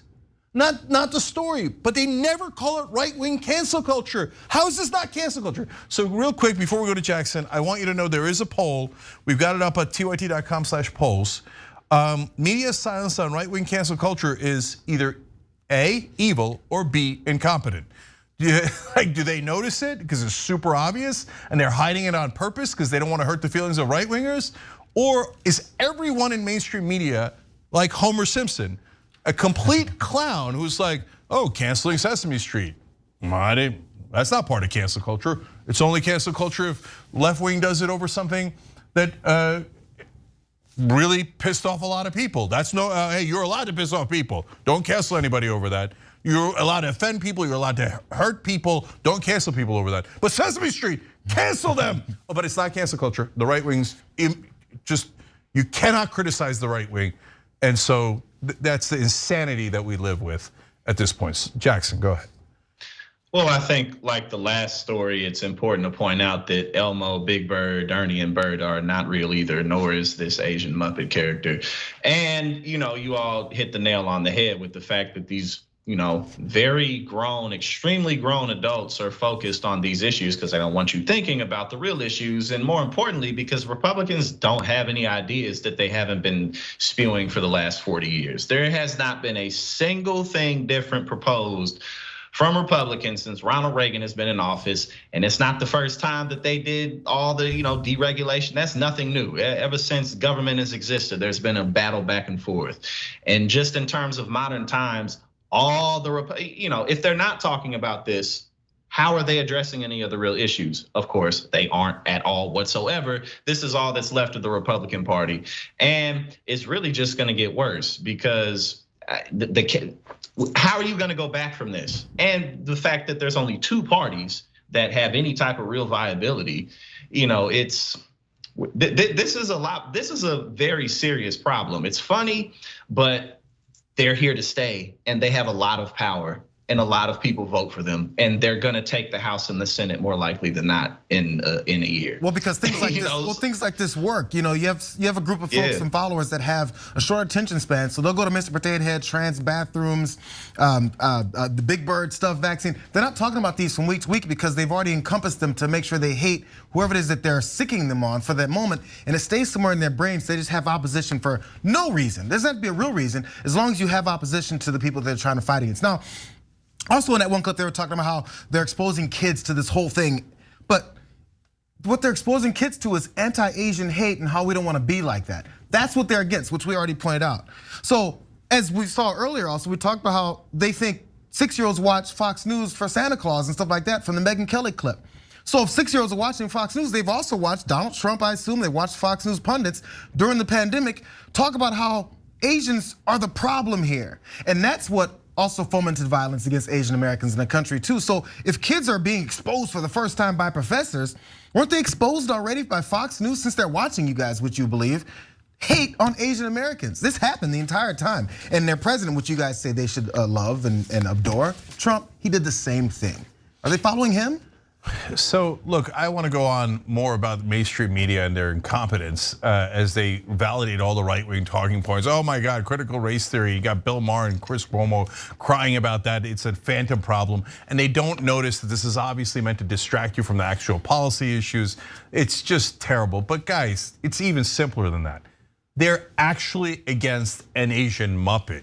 They're a goddamn joke, the right wing in this country. An absolute ridiculous joke. All right, bonus episode.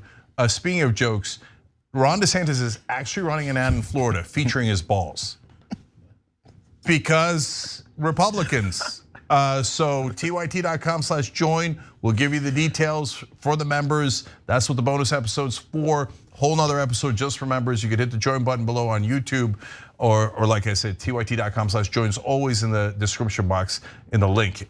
So we'll see you guys there. Thank you to both of you guys. They'll be here with us as well. We'll be right back for the members.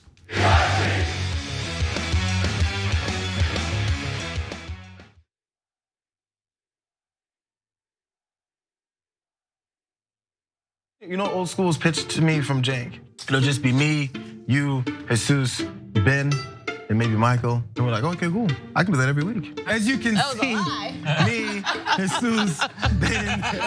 When you make the order, it says, don't exceed $20.01. So I'll just order literally anything to get it as close to that as I possibly can.